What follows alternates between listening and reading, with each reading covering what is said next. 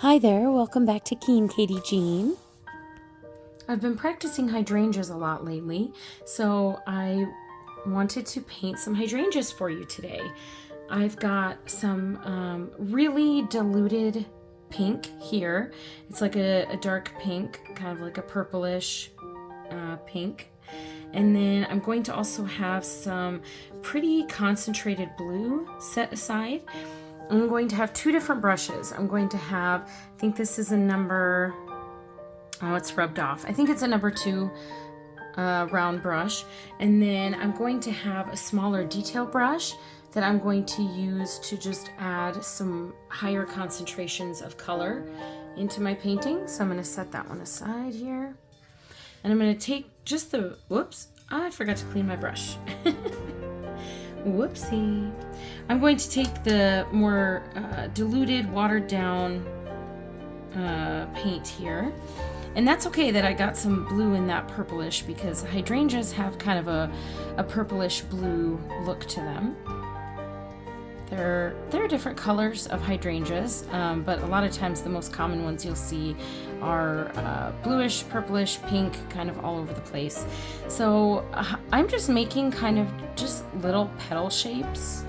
You can do them, you know, there are usually 4 petals or in each little hydrangea flower. So I'm kind of going around in a circle doing that, keeping in mind that the hydrangea is a ball shape collection of tiny flowers. So I'm going to do that, and I want the petals to be quite wet at this point because I'm going to go in with this little detail brush and add some darker concentrations of color. Because right now this is quite a light wash of paint. Okay, so now I'm going to take that detail brush and I'm going to dip it right in my really dark blue color here. So that's got a pretty high concentration of paint on there. And I'm just going to touch some of the edges there, and you can see how it fans out like that. I think I forgot to turn the light on here. Oh, there we go. So I'm going to touch these areas and see how the paint just fans out like that. It's so pretty and soothing to watch. So this is just a very high concentration of paint flowing into the very watered down paint that I already have on my paper. So just wherever you want to put it, where you think the insides of those flowers would be. Sometimes I get carried away because I love watching it flow so much that I want to keep going and keep going. And then I'm like, oh, I should maybe stop at some point. But the point of painting, especially when you're doing sketchbook work, is, you know, for your own enjoyment. So if you want to keep going, it doesn't matter if it gets overworked because you enjoyed the process. And it's all good practice. So I'm just going to add a couple more areas here.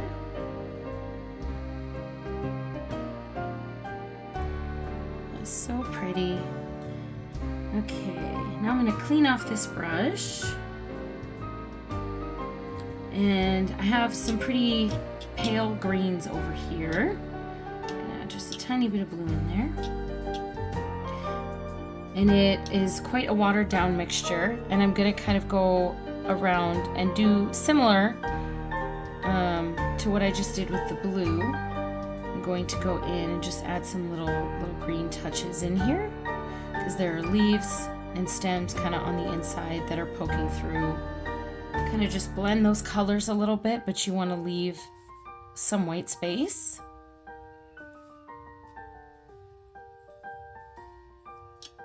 Just add those little touches.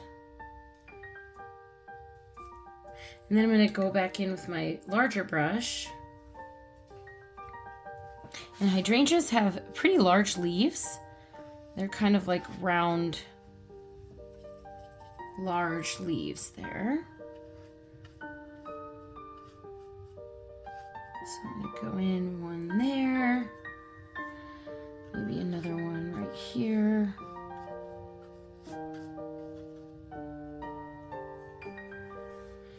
And maybe one at the top.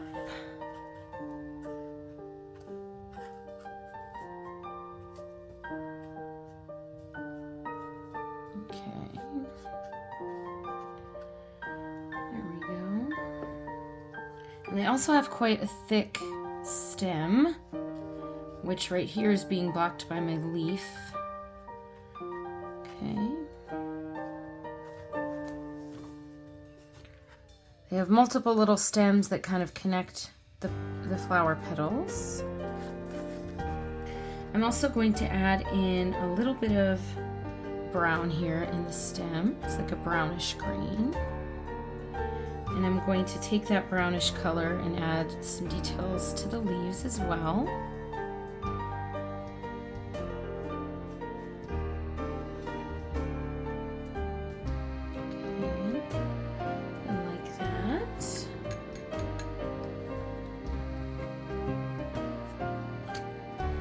And then I'm going to water down my purplish mixture even a little bit more and maybe just add some more petals to the outside here to kind of make it look like maybe there's something behind there.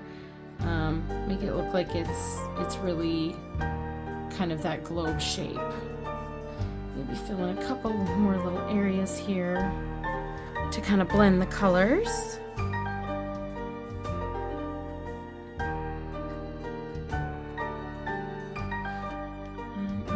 To add a little bit of, it's kind of an indigo, really dark blue, also on the leaves here. I'm going to add as many colors as I can to really give everything as much dimension as possible.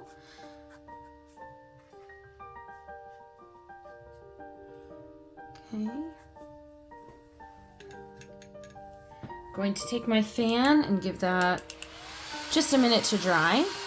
There's still a couple little wet spots around the edges, but that's okay. I'm going to take and I'm going to just with clean water use my brush to wet the paper on all sides of my painting. Because if I go in with a color on this dry paper, it's going to be way too heavy and just soak immediately into the paper and you're going to get a harsh line.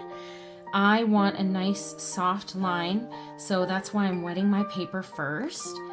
I need to get some binder clips, I think, to hold my sketchbook down. I always forget about that.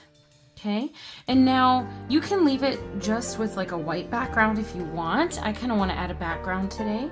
So that's why I'm gonna wet my paper, and usually I would go in with kind of maybe like a yellow or a blue or a soft green in the background. Today I want to take some of my watercolor powder. So this is something I get from a place called Sketchbox. It's kind of like a monthly subscription service, but for art supplies. And that's where I got these watercolor powders, and I find them to be just amazing. They're, just powdered pigment, different pigments in there, and you're gonna see how magical they are when I put them on the paper. So I'm just gonna make sure my paper is nice and wet. It dries pretty quickly, so if I talk too much, my paper's gonna dry. Okay, and you don't need hardly any of this at all. I'm just going to take and shake it out, and you're going to see how the pigments, oh, see, it's already starting over here, how the pigments just spread out with a couple of gentle taps here. Look at that. Cool. Okay, and then I can take my brush and kind of, add a little bit of water here and there, or even a spray bottle works really well. I want to kind of keep some of the dots, so I'm not going to overwork it too much.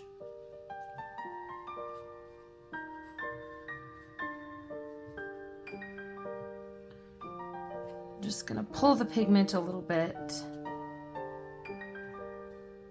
It just depends on what kind of a look you're going for. Once again, sketchbooks are made to be experimented in. So if you do something and you're like, oh, that's didn't turn out the way I really wanted, that's okay.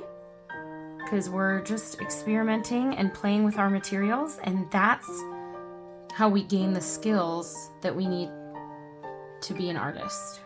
And anyone who makes art is an artist. That's what I say. So maybe this background is a little darker than I would have liked, but I still find this to be a really cool piece. I might darken the leaves just a little bit with a little bit of a darker green here, or even a bluish, just to make them pop a little bit more now that I have that super dark background.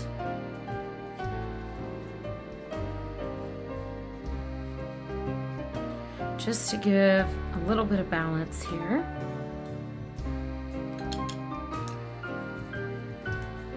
Okay, so I used a hair dryer and I dried my painting, and I could leave it like this, but I think since I have such a dark background now, I really want to make the hydrangea in the middle pop. So I'm going to use one of my favorite paint stones from Beam Paints. It is the hibiscus, and it is a mica paint stone, so it's got all this wonderful sparkle in it. So it's just incredibly beautiful. It's like a rose pink with a gold sparkle. And I'm going to kind of outline the leaves and some of the flowers with this, and I think it'll really make them pop. So it takes a minute for these mica paints to really activate. So I added a nice big drop of water, and I'm going to swirl it around until it's really sparkly.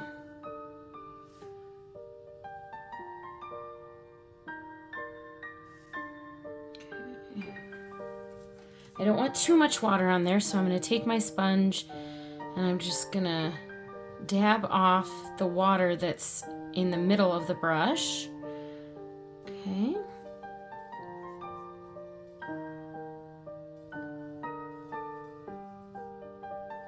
And these paints, the sparkly ones, when they dry, it's just gonna look, I mean, so beautiful. So then you'll really be able to see it sparkle in the sunlight. Let's add some details here.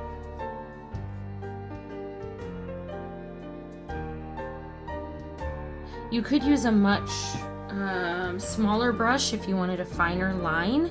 I kind of wanted a little bit of a thicker line here. And then I'm just going to go around and kind of outline some of my petals as well. Kind of just do as many as I want. I could do all of them. I'm kind of gonna go by feeling, kind of step back a little bit as I go and kind of decide how I want this to look.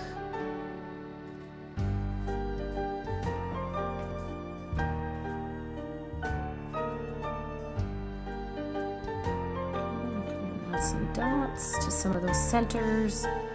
Since the centers of my individual hydrangea flowers are so dark, this sparkly paint is going to just really pop off of there so beautifully. And part of experimenting in your sketchbooks, you're going to develop your own style and kind of what you want your art to look like. And you know, some days I like a cleaner, just like a simple flower, and some days I'm like, I'm gonna go crazy and throw everything but the kitchen sink at this sketchbook. And that's what makes art fun, and that's what makes it engaging, and that's what keeps you coming back, is that there's always something new that you can do. Awesome. Okay, I think the last thing I'm gonna do is add a little bit of a sparkly splatter. So I'm getting a nice amount of that paint on my brush here. I'm going to just do a nice little splatter. If you do it close up, the splatters are going to be smaller. If you do it from far away, they're going to be larger. Just have to experiment with kind of what you like. Okay, once again, I'm going to let that dry. All right, now that it is dry, let's take a look. I don't know if we can, ooh, there we go. See how beautiful that sparkle is? You have to turn it and catch the light just right. How beautiful is that? Very cool. So I actually love the way it came out. I was worried it was going to be overworked, but I think it's a really, really cool looking, different piece than what I normally do, and I really love it. So once again, the materials I used were a few of Daniel Smith colors at kind of watered down consistencies, with the exception of the centers of the flowers, which were more concentrated. And then I also used some watercolor powder from Sketchbox, and then one of the sparkly mica paint stones from Beam Paints. There we go. Okay. And that was it. Just have fun and experiment, and I hope you enjoy all of your time painting. I find it to be so relaxing, and I hope that we can learn together. Thanks for watching. Bye.